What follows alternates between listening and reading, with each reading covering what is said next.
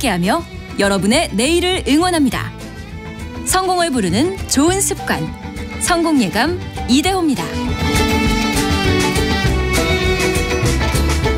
성공예감 이대호입니다. 2부가 시작됐습니다. 10시 5분 성공예감 이대호입니다. 2부를 만나는 시간. 자, 경제상식 퀴즈 정답 알려드릴게요. 항상 저희가 퀴즈는 1부 시작할 때 내드리고 2부 시작할 때 정답을 알려드리고 있죠. 포모 증후군 혹은 포모 현상, 포모라고만 써주셔도 되고요. FOMO도 맞습니다. Fear of Missing Out. 아까 5122님 정답은 맞춰주셨는데 이게 무슨 뜻인가요? 라고. 네, 이게 나만 뒤처질 것 같은, 뭐 올라가는 코인, 부동산, 주식, 나만 없으면 나만 벼락거지 될 것 같아서 공포감을 느껴서 마지못해 나도 뛰어들게 되는 그런 현상을 말하는데요. 7910님, 저도 뒤처진다는 마음에 장기 보유 주식을 정리하고 갈아탔다가 계속 마이너스 달리고 있습니다. 아이고야. 7558님은 사무실 직원이 연일 돈 벌었다고 자랑하는데 저도 살짝 포모 증후군 올 뻔하다가 어제 폭락하면서 좌절하는 모습을 보니 그냥 앞으로도 제 투자 원칙대로 해야겠다고 다짐했습니다. 잘하셨습니다. 잘하셨습니다. 주변 신경 쓰실 거 없습니다. 곽원영님, 주가는 신도 모릅니다. 하지만 꿈을 먹고 자랍니다. 개인의 대부분 투기를 합니다. 은행 이자보다 조금 높으면 된다는 자세로 투자를 해야 한다고 보는 1인입니다. 진짜 좋은 말씀 감사합니다. 정말 고맙습니다. 그리고 3993님은 KBS 1라디오 성공예감 이대호입니다를 듣지 않으면 왠지 성공 재테크에서 멀어질 것 같은 기분도 포모 증후군에 해당되는 것 같네요. 라고. 이런 포모는 좋은 거 아닙니까? 저희가 이런 거 부추겨야 되는데 막. 아닙니다. 아무튼 좋은 의견 주셔서 감사합니다. 오늘 86번가 정광우 대표 만나는 날입니다. 어서 오세요. 네, 안녕하십니까. 안녕하세요. 정광우 대표에게는 밤사이에 미국의 공개시장위원회 FOMC 이야기를 할 텐데, 네네. 포모는 FOMO죠. 굉장히 비슷하네요. 그래서 아까 처음에 네. FOMC라고 오답 보내주신 분이 계셨어요. 알파벳 한 끗 차이로 틀린데, 혹시 정광우 대표는 포모 현상 느껴본 적 있으세요? 상대적 박탈감 막 이런 거? 아마 주식을 하시는 분들이라면 네. 다 느껴보시지 않았을까. 누구나. 예, 누구나 느끼게 되는 인간이니까, 것이다. 인간이니까. 맞습니다. 네, 그렇게 생각을 합니다. 다만 이제 뭐 포모에 대해 가지고서 그러면은 이거를 우리가 어떻게 투자할 때 그 심리를 잘 다스리고 관리를 해야 되느냐, 그렇죠. 라고 하게 되면, 뭐 이제 저는 일단 기본적으로는 투자의 왕도가 있는 게 아니다. 그러니까 하나의 길만 있다고 생각하지는 않습니다. 그러니까 다양한 투자 방법이 있고 그걸로 또 다양하게 스스로 뭐 일가를 이뤄내거나 성공을 하시는 분들이 다 있단 말이죠. 네. 그래서 본인에게 가장 잘 맞는, 그러니까 본인의 성향에 가장 잘 맞는 투자 방법을 찾고 그걸 계속 그냥 반복해 나가는 것이다. 그렇게 하면은 사실은 옆에서 어떤 거를 하던지에 대해 가지고서 별로, 그러니까 흔들림이 줄어들게 되겠죠. 근데 여기에서 한 가지 제가 이제 사례를 들어 드릴까 해요. 본인 사례인가요? 아니면 주변 사례? 아니요. 이럴 때는 유명인 사례를 드는 것이 이제 도움이 되겠죠. 네. 버핏인데요. 워런 버핏? 예. 네. 그러니까 여러분들께서 생각하시는 기대 수익률이라고 해야 될까요? 네. 그게 과연 얼마나 될까 생각을 해보면은 사실 우리 증시도 이제는 상한가 폭이 넓어져 가지고서 커져서 위로는 30%까지가 되잖아요. 네. 근데 워런 버핏의 연평균 수익률이 20%입니다. 세계 최고인데. 예. 연평균 20%라면 세계 최고가 될 수가 있는 거죠. 그것도 이제 오랫동안 하면. 네네. 그러니까 하루에 항상 그런 생각을 하거든요. 내가 오늘 무슨 주식을 가지고 있던지 간에 네. 나보다 잘한 사람은 항상 나온다라는 거죠, 그날에. 그렇죠. 우리나라 뭐 이제 상한가를 가게 되면 30%를 가게 되잖아요. 네. 근데 그게 하루가 아니라 1년으로 놓고 봐가지고서 20%씩을 꾸준히 한다라고 하면은 워런 버핏이다라고 하니, 그렇다라고 하면은 우리가 기준점을 어디에 잡아야 되는지에 대해서 한번 생각해 볼 점이 있다라는 거죠. 그리고 또 하나 재미있는 연구 결과가 있는데요. 네. 어떤 거냐 하면은 내가 만약 신이라면이라는 연구가 있어요. 내가 만약 신이라면. 네. 이 논문은 S&P 500 지수를 기준으로 해가지고서 네. 향후 5년 뒤에 수익률을 모두 다 그 500개 기업을 알고 있다라고 가정을 하는 겁니다. 그러니까 신이 되는 거죠, 정말로. 네네네. 신이 되어서 향후 5년 뒤에 가장 수익률이 좋은 상위 10%의 종목 50개를 가지게 되겠죠. 네. 그러니까 만약에 뭐 2020년에 사면 2025년까지 보유를 하는 겁니다. 그리고 그 뒤 5년 또 신이에요. 전 다 알고 있어요. 그렇게 향후 약 한 100년 정도의 S&P 500 지수를 5년마다 가장 5년 뒤에 좋을 상위 10%만 가지고 바꿔가면서 투자를 했다. 할 수만 있다면? 예. 그러면 연평균 수익률이 얼마인지 아십니까? 오, 글쎄 엄청날 것 같은데요? 아니? 30%입니다. 예? 30%. 아니, 그게 무슨 소리예요? 그러니까 워런 버핏의 초창기가 네. 연평균 수익률이 30%가 나오거든요. 네네네. 그러니까 여기서 이제 두 가지를 말씀드리고자 하는 건데 네. 일단 신이어도 이게 그 연평균으로 놓고 보면 수익률이 우리나라 하루 상한가다. 근데 이것이 복리 효과를 내면 어마어마해지는 거죠. 아하. 그러니까 사실은 우리가 이렇게 놓고 보면 별거 아닌 수익률로도 언뜻 받아들여질 수 있는데 아하. 사실은 장기로 놓고 보면 어마어마한 격차가 나는 수익률이다. 네. 라는 거 하고요. 그 다음에 사실 이 논문의 주제는 다른 데 있어요. 네. 뭐냐 하면 그렇게 신이어도 당신은 변동성을 피할 수 없다라는 데 있습니다. 그렇죠. 그렇죠. 그러니까 5년 뒤에 최고의 주식을 가지고 어떤 거 될지를 알고 있는데도 변동성을 따져보면은 그 가는 가운데에서는 우리가 MDD라고 얘기하죠. 네. 직전 수익률 고점에서 얼마까지 떨어지느냐. 예, 맥시멈 드로우 다운이라고 해서 맞습니다. 최저치. 네네. 네. 그게 뭐 70% 넘기도 하거든요. 내가 신임에도 불구하고. 그러니까 변동성이라는 거는 피할 수 없다. 주식시장에서는. 신이 된다고 할지라도 그 말씀을 드리고 싶어요. 아마 이런 점들을 좀 이렇게 이제 들어보시면은 이게 주식시장이라는 데가 이러니까는 포모도 생길 수도 있고 근데 또 그걸 너무 신경 쓸 필요 없이 내 무기를 잘 갈고 닦으면 되겠구나라는 생각 아마 드시지 않을까라고 싶습니다. 그러니까 나의 길을 가면 되는데 자꾸 주변 것들이 보이고 얘기가 들리고 특히 우리나라는 관계주의가 되게 강하고 하다 보니까 비교를 많이 하게 되는 것 같습니다. 근데 워런 버핏이랑 찰리 먼거랑 그런 이야기 정말 많이 하잖아요. 그 비교하고 질투하는 건 그냥 지옥으로 가는 지름길이라고. 가장 불행해지는 지름길이 비교하고 질투하는 거라고. 네. 그것만 안 해도 자신의 길을 갈 수 있죠. 박미영 님이 정광우 대표님 헤어스타일 바뀌셨네요. 훨씬 젊어 보이십니다. 신승호 님이 정장 스타일 말고 캐주얼하게 입으시니 대학생 같으시네요. 근데 오늘 정광우 대표가 밤을 새서 그렇습니다. 예, 밤사이에 그 미국의 통화정책회의 보느라고 밤새서 왔는데 대학생처럼 보인다라는 이제 덕담 좋습니다. 훈훈합니다. 네. 그리고 아까 8385님이 진짜 궁금하다고 86번가가 무슨 의미인지 궁금했는데 꼭 대답 듣고 싶다고. 네, 그냥 살았던 주소지를 미국에서 살 때 잠깐 있었습니다. 정말 잠깐 있었는데 원래 또 잠깐 있던 사람들이 그런 거 쓰잖아요. 네. 뉴욕인가요? 주소지 뉴욕입니다. 네. 뉴욕 86번가 좋습니다. 포모 말고 FOMO 말고 FOMC 이야기를 이제 해볼게요. 자, 시장이 예상대로 미국 연준이 0.25%포인트 기준금리를 인상했습니다. 이제 상당 기준으로 5.5%가 된 거죠. 일단은 예상대로기는 한데 어떤 배경에서 이렇게 결정을 했는지부터 좀 해석 부탁드립니다. 네, 작년부터 이어지는 연준의 이 강력한 긴축 기조. 네. 이것이 어디에서 왔냐라고 하면 결국은 아주 높았던 그 인플레이션을 어떻게 제어를 할 것이냐에 대한 고민에서 이 같은 정책이 나온 거거든요. 그런 측면에서 사실 최근 그 물가 상승률이 떨어지는 그 디스인플레이션이 강하게 나타나고 있습니다. 그래서 일각에서는 이제 그 요점이 정책에 반영되어야 되지 않느냐라고 생각을 하는 건데 그게 지금 반영이 되어 가고 있는 것이죠. 네. 그러니까 긴축을 해 나갈 때에요. 우리가 단계를 한 3개로 볼 수가 있습니다.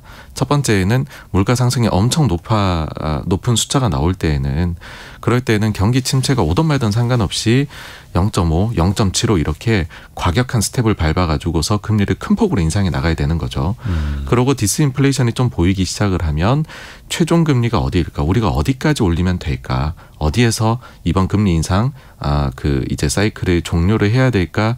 그거를 찾아 나갈 때에는 0.25라는 보폭을 이제는 줄여버리는 거죠. 네. 그런 식으로 올려나가는 단계, 그게 이제 지금에 있는 것이죠. 그리고 이와 더불어서 시장에서는 그 이후에는 이제 인상이 종료가 되고 동결을 해서 계속 당분간 끌고 갈 건데 그 기간이 얼마 될 거냐.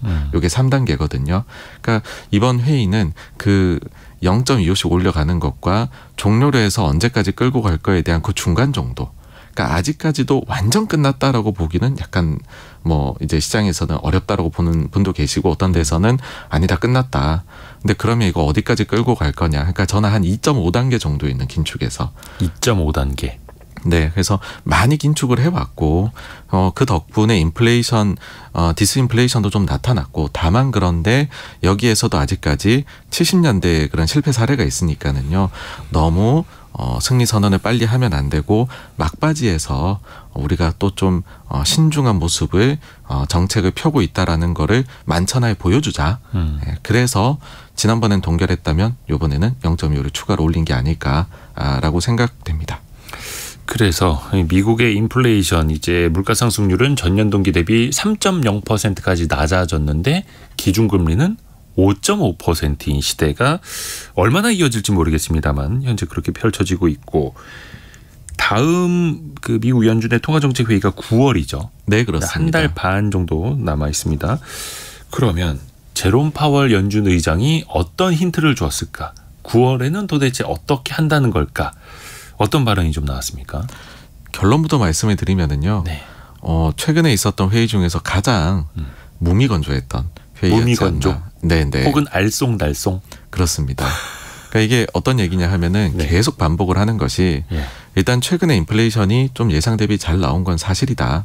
그런데 이게 한 달치만 잘 나서는 안 되고 이런 식으로 계속 이제 연속적으로 잘 나오는 모습을 보여줘야 된다라는 거죠. 네. 그래서 물가가 확실하게 안정화가 되어가고 있다라는 확신을 받아야 된다라는 것이고 이 얘기는 뭐냐 하면 결국은 데이터를 보고 결정을 하겠다인데 9월 회의 때까지 2번의 데이터가 더 나옵니다. 네. 물가도 2번 더 나오고요. 그리고 물가에 또 영향을 주는 고용도 2번 더 나오게 되거든요. 네. 그러니 이번 회의에서 정말 강조되었던 점은 뭐냐 하면 우리도 지금 9월 회의에 대해 가지고서 미리 결정된 것은 아무것도 없다. 네. 데이터를 보고 결정을 하겠다. 근데 데이터 2달치를 더 볼 수 있다. 그래서 그거 가지고 결정을 할 것이며 향후에도 이렇게 매 회의 때마다 데이터를 보고 하겠다. 그러니까 여러분들께서 아마 이제는 많이 들어서 익숙하실 데이터에 따라서 데이터 디펜던트 매 회의마다 미팅 바이 미팅이라는 단어를 이번에 정말 많이 썼습니다. 그래서 이제 질의응답 시간에 기자분들의 질문이 날카로운 질문들도 되게 많이 들어갔었거든요. 네, 네. 하지만 그럼에도 불구하고 그 모든 것들을 뭉뚱그려 가지고서 데이터를 보고 할 것이며 매 회의 때마다 하겠다로 그러니까 기승전 이런 쪽으로 데이터로 빠져버리게 되니까 사실 이제 시장에서도 그러면은 파월 의장이 그럴 줄 몰랐느냐라고 하면 회의 전에 네. 이미 그럴 것이다라고 생각을 했었어요. 그러니 시장의 반응을 보시게 되면은 자산 시장의 움직임이 별로 없었습니다. 위아래로. 불과 한 반년 전만 해도 FOMC 회의한다 그러면은 이거 아주 큰 장이 열리는 날이잖아요.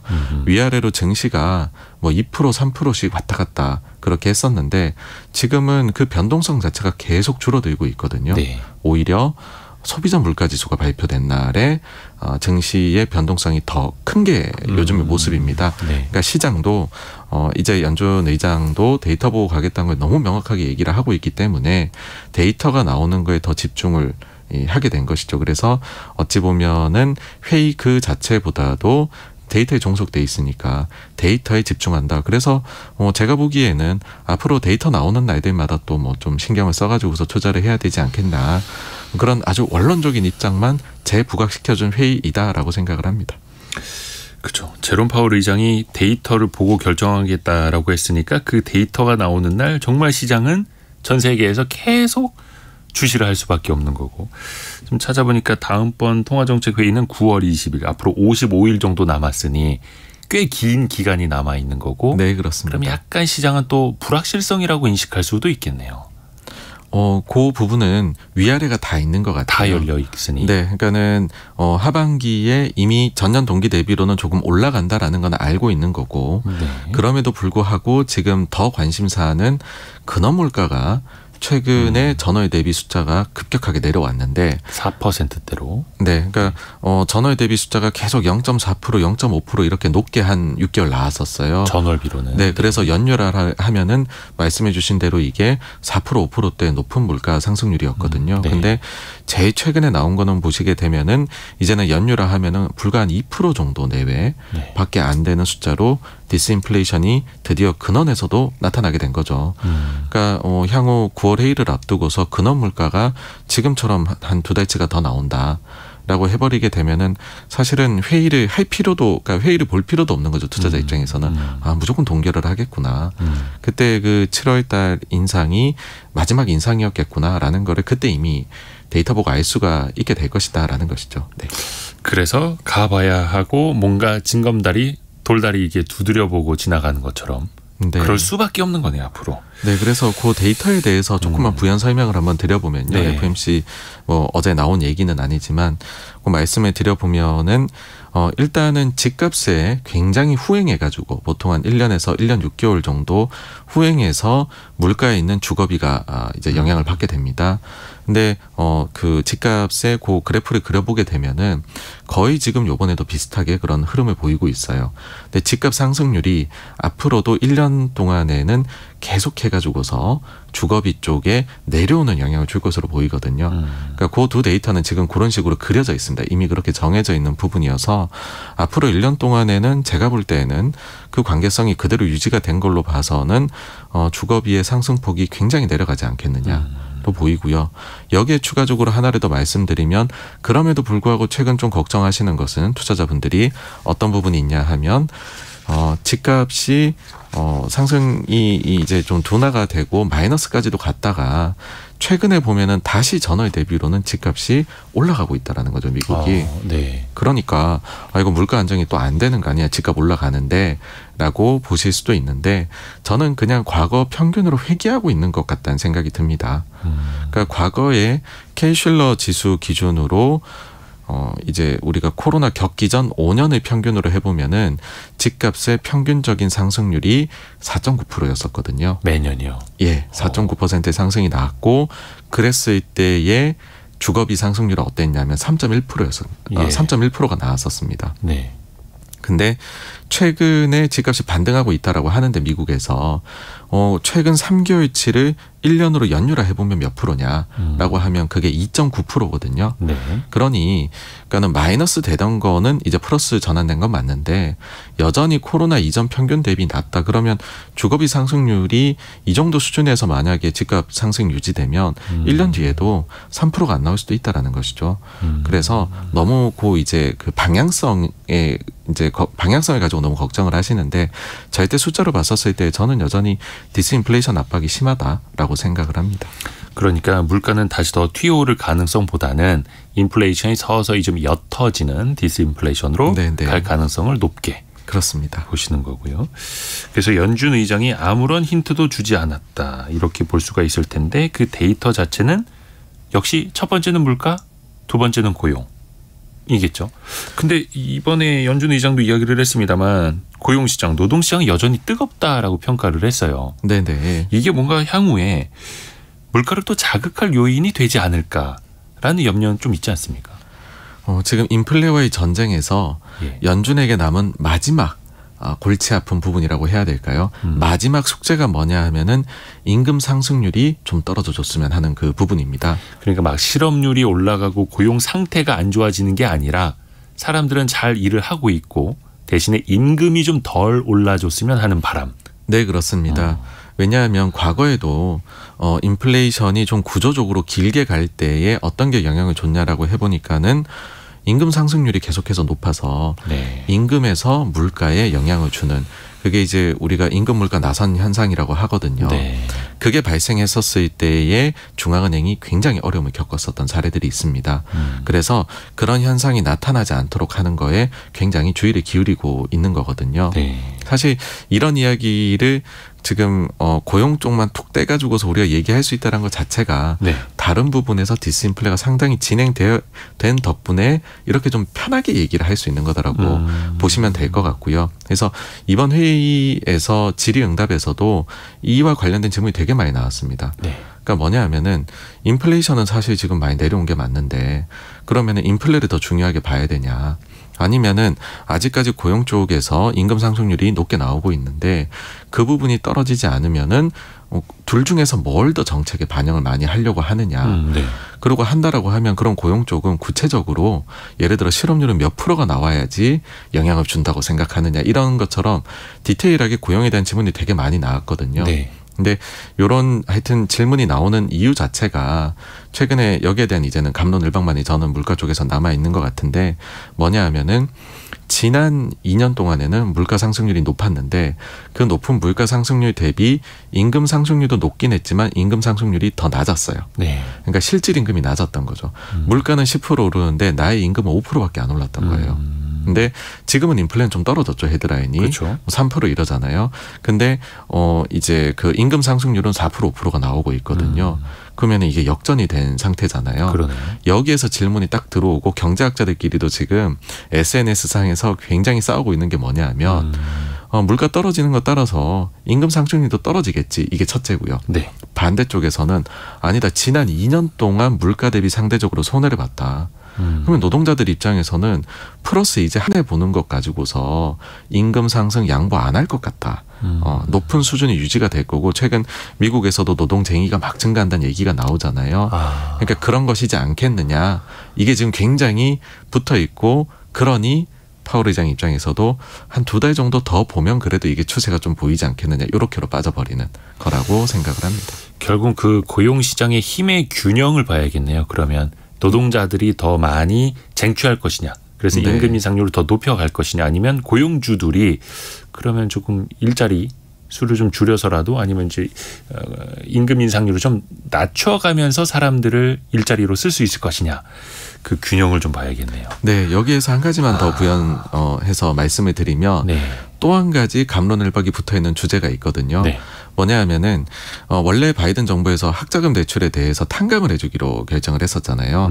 근데 그게 지금 대법원에서 그렇게 하면 안 된다라고 반려를 당했죠. 그래서 학자금을 이제는 또 하반기 들어가지고서는 다시 갚아 나가기 시작을 해야 됩니다. 이 대상이 되는 미국인이 상당히 많거든요. 네. 그러니까 이걸 두고서 두 가지 상반된 해석이 나오는 겁니다. 하나는 갑자기 지금 갚아야 될 돈이 생겼으니까 그러면 소비에 악영향이 오지 않겠냐. 경기 침체. 네. 다른 한쪽에서는 이렇게 갚아 나가야 돈이 갑자기 생겨나면은 노동시장이 미국이 궁극적으로는 이번에 타이트한 이유가 코로나 이후에 너무 많은 사람들이 노동시장에서 이탈해 있기 때문이잖아요. 네. 갚아야 될 돈이 있으면 현실적으로 그러면 그분들 중에 다수가 다시 재취업을 하러 노동시장으로 들어오지 않겠느냐. 그러면은 전체적으로 일하는 사람이 증가를 하니까는 총소득에서는 국가 전체로 봐서는 별 영향이 없고 오히려 그러면은 노동자들끼리 경쟁이 붙으니까 임금 상승 폭이 더 둔화되는 쪽으로도 이어질 수 있지 않겠느냐. 그러니까 이것도 붙어 있습니다. 그래서 이런 것들은 뭐 지나가면서 확인해 볼 수밖에 없는데 보통 이럴 때에는 그 중간을 취하면 좋더라고요. 적당히 악영향도 주면서 적당히 좋은 영향도 있지라고 해가지고서 일단 기준을 잡고 보시면 어떨까라고 저는 생각을 합니다. 너무 앞서가려고 하지 말고요. 네네. 그리고 미국 연준 통화정책위원을 거쳤던 사람 중에 제임스 블라드라는 세인트루이스 총재가 가장 매파적이었죠. 네네. 금리를 가장 강력하게 많이 올려야 된다. 그래서 물가를 빨리빨리 좀 잡아야 된다. 이랬던 분인데 이분은 이제 다시 교수직으로 돌아간다라고 했고 물론 최근에 뭐 이분이 투표권이 있었던 사람은 아닙니다만 이번에 통화정책회의는 또 만장일치. 였다 네. 하더라고요. 기준금리 인상은. 그러면 앞으로 이 FOMC 위원들의 구성이나 그 성향들은 또 어떻게 될까? 혹시나 9월부터는 만장일치가 아니라 이견들이 좀 많이 갈리지 않을까? 어떻게 전망해 볼 수 있을까요? 네, 제가 요즘에 봐서는 연준이 내부에서는 막 그 회의를 할 때 아주 경론을 펼치면서 외부에 특히 성명서상에서 투표를 그래서 만장일치냐 아니냐 그걸 할 때에는 의도적으로라도 만장일치로 보이고 있는 것 같아요. 그럴 수도 있죠. 네, 왜냐하면은 연준이 굉장히 단합된 그런 뭐 서로 간의 모습을 보여주어야 시장이 안도감을 느낄 것이다라고. 그 시장에 주는 신호가 굉장히 또 중요한 시그널이 되니까요. 네, 네. 그런 점을 왜 느끼냐 하면 지난번 회의 때에도 동결인데 만장일치였거든요. 네. 근데 그때 투표권이 있었던 인사 한 분이 회의 끝나고 나가지고서는 사실은 나는 그때 그 의견에 찬성하지 않았다. 실토한 거예요? 예. 아, 나 이게 아니라 그랬는데 자꾸 저 형님들이 만장일치라고 통일하자고. 네, 그래서 이거를 뒤끝으로 볼 수도 있는데 어쨌든 겉으로는 굉장히 통일된 모습을 보여주려고 하는 거고 네. 사실 그 안에서 어떤 식으로 논의가 있었는지는 네. 회의 끝나고 3주 뒤에 구체적으로 이 회의 내용을 담은 의사록이 나오게 됩니다. 그렇죠. 거기에 보면은 이제 숫자들이 막 나오거든요. 몇몇, 다수, 막 뭐 소수 이런 식으로 쭉 이제 숫자 나타내는 표현 그 뒤에 연준위원 그 참여자들이 어떤 얘기했는지가 나오는데 그걸 보면서 우리가 판단할 수밖에 없을 것 같고요. 네네. 실제로 이번 질의응답에서 기자 질문 중에 그게 하나 있기는 했습니다. 그러니까 양쪽이 나눠져 있는 것 같은데 결국 네. 궁금한 거는 그렇게 나눠져 있을 때의 방향을 딱 잡는 인물은 중심을 잡는 거는 결국 수장이거든요. 네. 그러니 파월 의장 당신은 어디에 있느냐 지금 라고 하니까 지금의 금리 수준이 엄청 이제 굉장히 제약적인 레벨인지 아닌지에 대한 부분부터가 일단 갑론을박이 있는 건데 일단 파월 의장은 굉장히 제약적이다 라고 얘기를 해가지고서 조금은 그들 중에서는 사실은 저는 딱 중간 정도에 있지 않느냐. 예, 그래서 또 이것도 좀 이제 결국은 이 말은 제가 드린 거를 이제 청취자분들께서도 아시겠지만은 데이터 보고 매 회의마다 하겠다로 해석을 해야 되지 않느냐 싶습니다. 그래서 더 어려운 거죠. 그리고 그런 이야기가 나옵니다. 지금 미국 연준이 직면한 상황이 2006년과 비슷하다. 2006년이면은 2004년부터 금리를 계속해서 올리다가 얼추 마지막 국면 가 있었던 그 상황이었던가요? 네, 그때 당시에도 금리를 계속해서 인상을 해 나가가지고서 그때는 당시에는 빠르게는 인상을 안 했습니다. 네. 뭐 0.5, 0.75는 없었고 0.25의 속도로 계속 인상을 해 나갔었거든요. 네. 그래서 2006년도 중순에 마지막 금리 인상을 하고 그 뒤에는 2007년도 하반기에 들어가서 금리 인하가 나오게 되거든요. 네. 두 가지가 있는 건데 하나는 뭐냐 하면 마지막 금리 인상 이후에 주식시장이 상승을 많이 했다라는 겁니다. 그리고 경기가 확장 국면에 계속 이어갔다라는 거예요. 근데 문제는 그렇게 약 한 1년 정도 뒤에 결국에는 파국을 맞이하게 됐었다라는 거죠. 파국이요. 왜냐면은 다들 아시다시피 서프라임 모기지 사태가 있었잖아요. 그렇죠. 근데 그 씨앗이 언제부터 뿌려졌냐 하면은 2004년 5년부터 계속 경고음이 나왔었고 2006년도에도 경고음이 나왔었거든요. 그래서 그쪽 부분 해소해야 된다 하는데 그때 당시에 제일 유명했던 게 옐런 지금 장관 같은 경우에 우리가 서프라임 모기지 사태 겪을 수 있다고 강하게 경고를 했었어요. 당시에. 네, 근데 그 당시 의장이었던 버냉키는 아니다라고 잘라서 얘기했고 연준이 이거 관리 가능하다 했었거든요. 그러니까 2004년부터 6년까지 17차례나 금리를 올려왔으니 당연히 돈을 빌려서 집 산 사람들은 금리 부담이 커졌고 네네. 우량하지 못한 특히 서브 프라임 쪽에서는 빚을 갚지 못하는 원리금을 제대로 내지 못하는 사람들이 늘어나서 그러다가 쾅 하고 터진 거였는데 네. 그럼 그 위기 징조를 본 사람들의 해석이 좀 달랐던 거네요? 맞습니다. 같은 데이터를 보고서도 그때 당시 왜 해석이 달랐느냐라고 하면 첫째는 미국 증시 역사상이요. 미국 자산시장 역사상 아무리 침체가 와도 집값이 의미 있게 빠졌던 적이 한 번도 없었던 겁니다.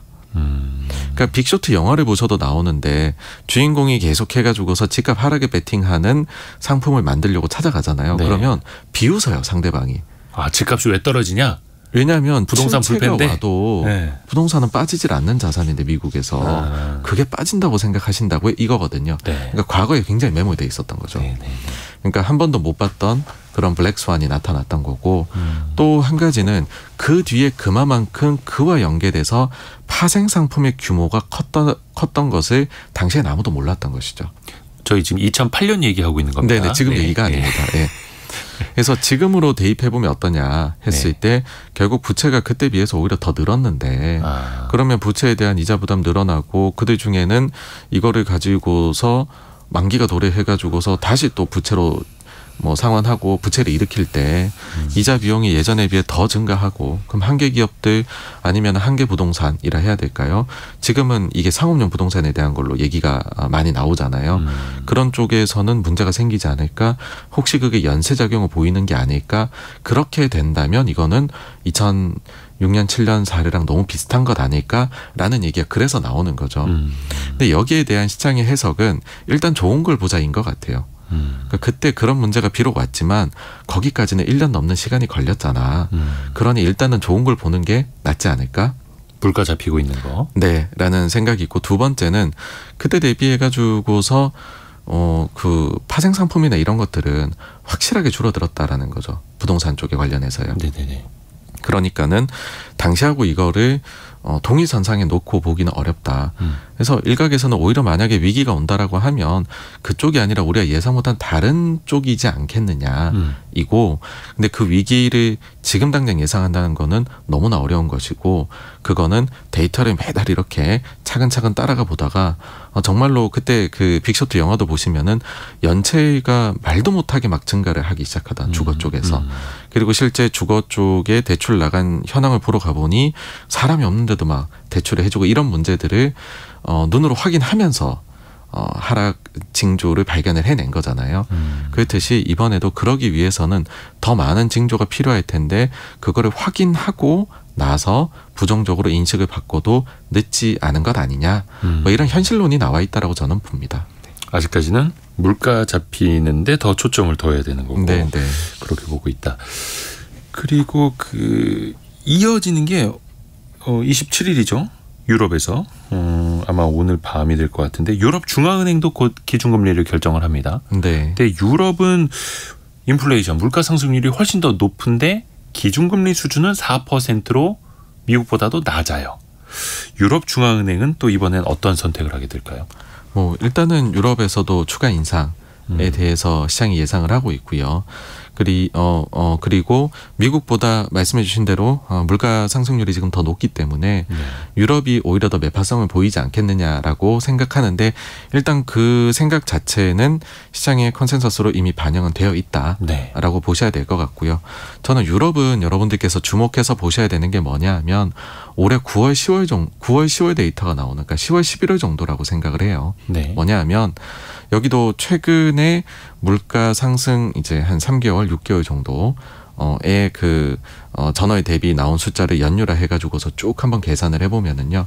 올해 9월이나 10월 정도부터 데이터가 나오는 것부터 해가지고서는 유럽도 상당한 디스인플레이션이 나올 수 있다고 생각을 합니다. 그러니까는 전년 동기 대비 한 3% 내외 정도의 물가 상승으로 내려갈 것 같거든요. 그래서 유럽도 그 정도 시기에 가면은 이제는 그 긴축에 대해 가지고서 상당한 고민을 하지 않을까. 언제쯤부터요? 9월 10월 데이터가 저는 낮게 나올 걸로 생각을 합니다. 9월 10월 데이터라면은 이제 그게 10월 11월에 나올 때. 네. 그래서 그때부터는 뭔가 기준금리 정점론이 유럽 중앙은행에서도 나올 것이다. 네, 그때부터는 정말로 그 정점 뭐 다르게 얘기하면은 동결에 대한 얘기가 강하게 나오지 않을까라고 생각을 합니다. 아하. 일본 같은 경우는 내일이죠. 28일에 일본 중앙은행이 통화정책을 결정을 한다고 합니다. 근데 일본은 거의 요지부동이잖아요. 네. 나홀로 제로금리. 이번에도 지금 요지부동으로 일단 예상이 되고 있습니다. 거의 여기는 변수가 없는 건가요? 일본은? 사실 좀 이번에 일본을 보면서 전 독특하다 느낀 게 지난주부터 해가지고서 갑자기 여러 소식통들을 해서 언론에 흘리는 거죠. 해가지고서 일본은행이 이야기하는 게 뭐냐 하면은 우리 정책 변화 없을 것이다 라는 얘기를 너무 흘리고 다닌다라는 겁니다.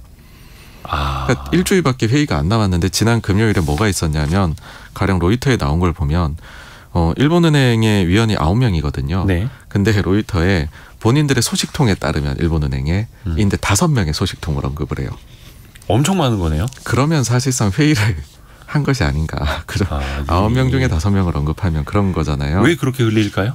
그러니까는 일단은 본인들이 이번까지는 절대 변하지 않을 거다라는 거를 시장에 강하게 좀 어필을 하려고 신호를 주고자 하는 금융시장도. 그래서 뭐 제가 여러 차례 말씀을 드렸지만 일본은 쓸 수 있는 정책의 폭이 적어요. 네. 그래서 타이밍을 시장이 예상 못하는 타이밍을 노리는 게 일본의 항상 전략인데 네. 그런 측면에서 당초 이번 회의를 앞두고 조금은 정책의 변화가 있지 않을까, 미국도 추가를 한 번 더 올린다던데 라는 기대가 있었는데 그걸 완전히 없애버린 것이고요.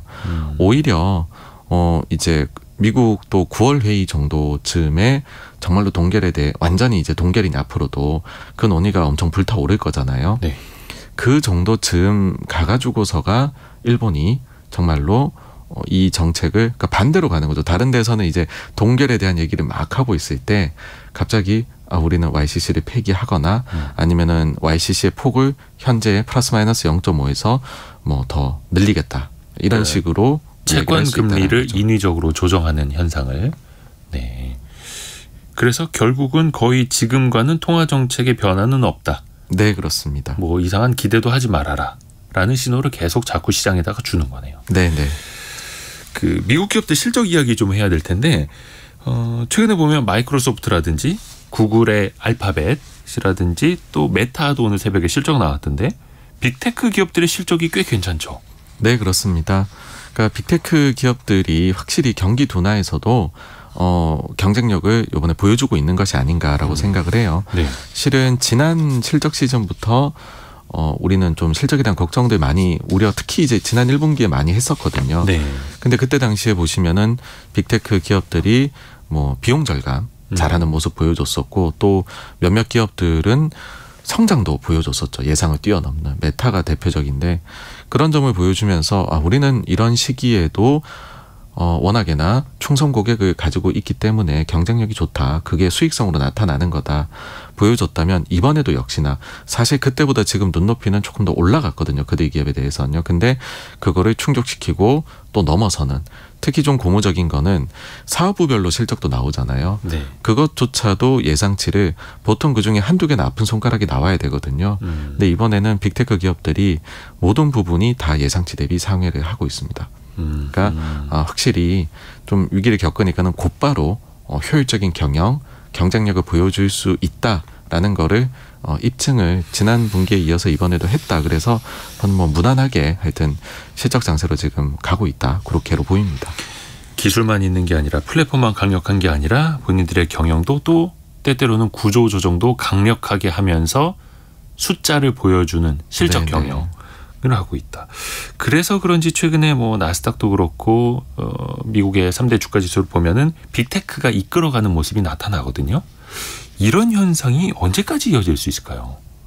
사실 이제 우리가 항상 잘 되는 기업들을 해가지고 모아놓고 보면, 그러니까 이제 어떤 뭐 이러이러한 현상이다라고 할 수 있는데 실은 그 기업들이 잘했거든요.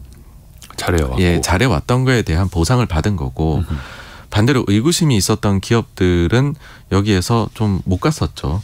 근데 미국 증시 자체는 글로벌의 투자자들이 다 모여가지고서 유동성이 제일 풍부하기 때문에 네. 상대적으로는 뭔가 호재나 악재에 대해서 반영을 잘해주는 시장입니다. 각각에 대해서요.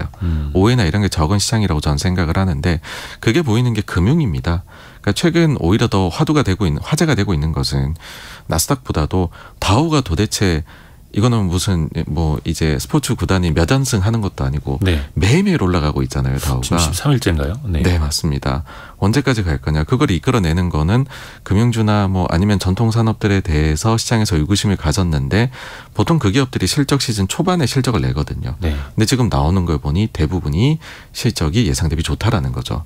근데 사실은 이 경기 둔화가 일어나면서 그대 네. 기업들이 좀 안 좋은 모습을 보이지 않을까라는 우려를 투자자들은 했던 건데 근데 이번 분기에 보니까 뚜껑을 열고 보니 괜찮네라고 하니 그에 대해서 우리가 좀 오해를 했다, 상을 주겠다라는 식으로 주식시장에 반응을 하고 있는 거거든요.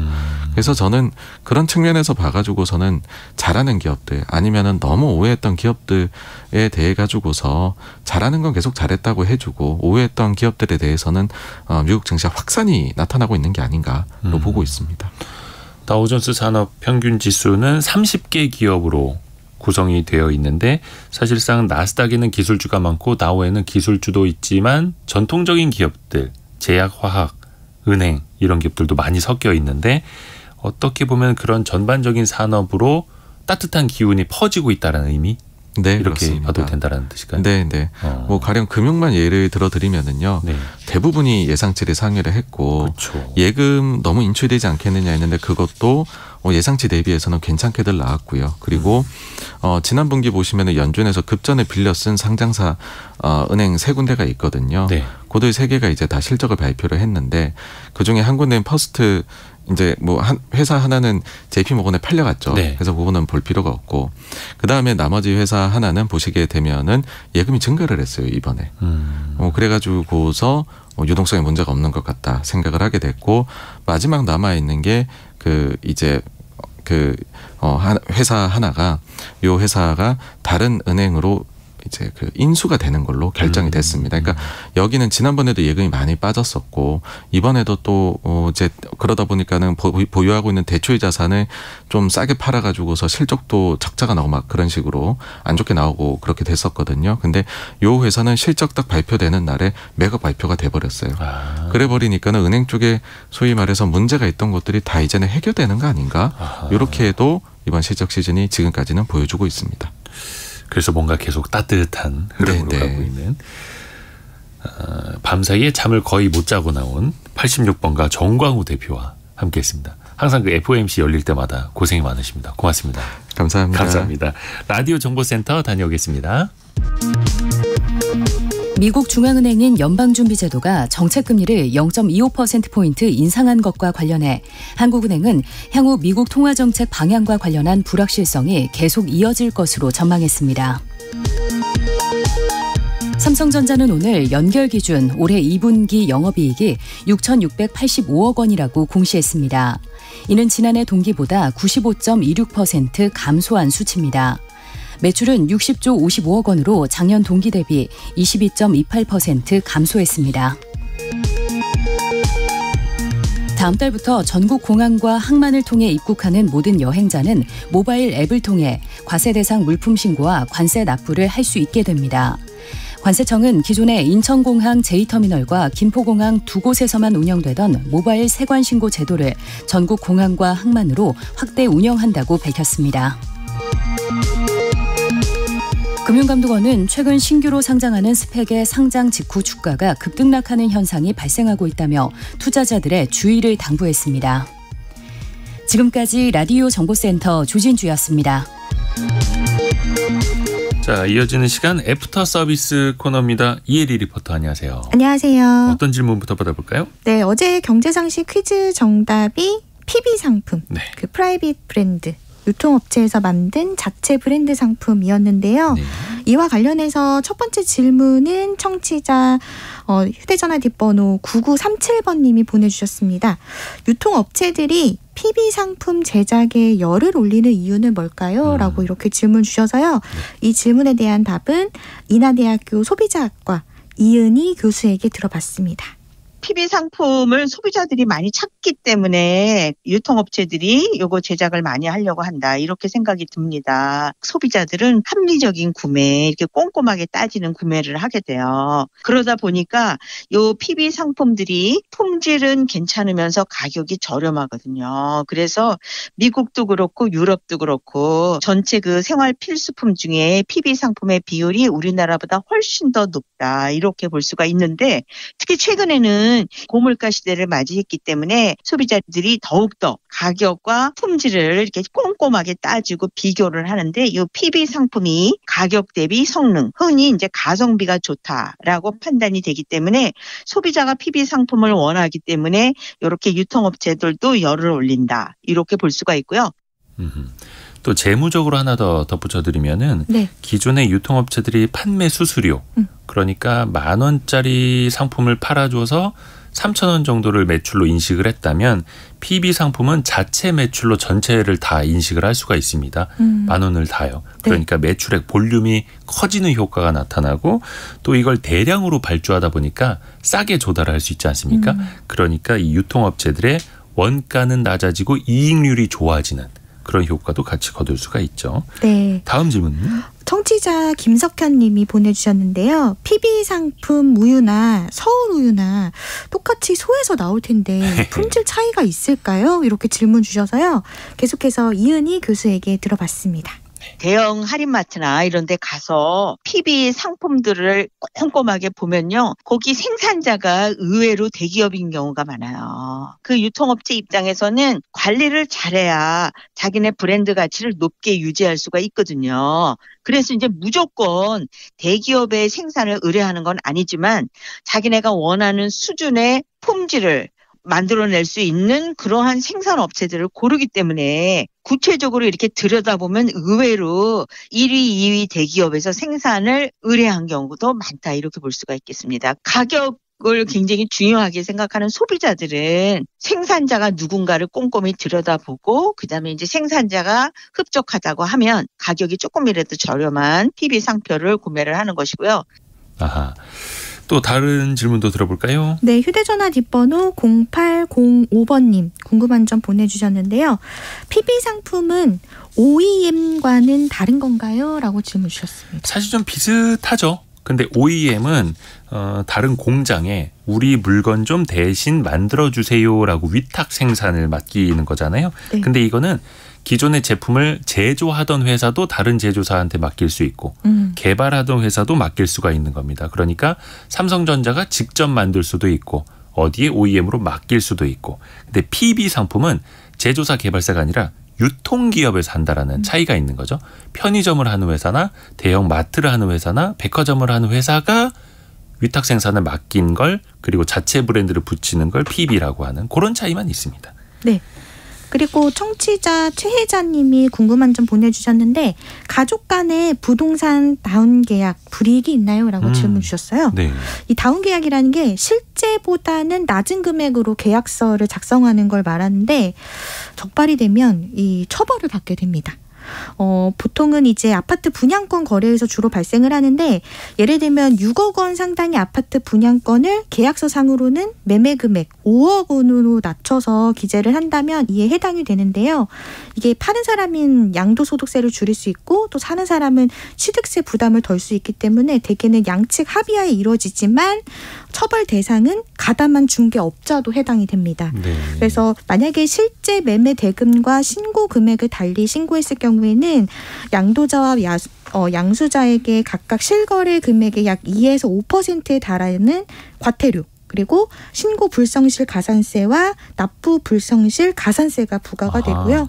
또 매수자에게는 더욱 엄격하게 이게 처벌이 적용이 되는데 비과세 혜택을 박탈당할 수가 있습니다. 네. 그러니까 다운 계약서는 불법이고 네. 걸리면 불이익이 금융도 그렇고 행정제재로도 나타난다. 네. 이혜리 리포터 좋은 정보들 고맙습니다. 감사합니다. 자, 저희는 벌써 마칠 시간이 됐고요. 내일 아침 9시 5분에 더 많은 소식 가지고 돌아오고 있습니다. 성공 예감은 오늘도 여러분을 응원합니다.